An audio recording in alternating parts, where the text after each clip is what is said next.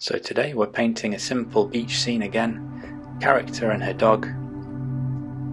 The sky is a mixture of Payne's grey and ultramarine blue. The beach is yellow ochre and Van Dyke brown. The lines of shadow and reflection gradually getting tighter as they diminish into the distance. The sea is very simple, a single colour, painted loosely and roughly, and the character and the dog are just painted in silhouette with just hints at hands and feet. The dog, a mixture of yellow ochre and then Payne's grey. Thanks for watching, I hope you enjoyed it. Feel free to subscribe.